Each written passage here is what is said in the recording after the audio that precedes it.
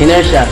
Newton's first law of motion states that a body when at rest will remain at rest, or when in motion will continue to move with constant velocity unless acted upon by an unbalanced force. Mass is the measure of inertia. The greater the mass, the greater the inertia. The greater the inertia, the harder it is to change the state of motion of a body. When the handkerchief is pulled very quickly, no large force acts in the object for a short period of time.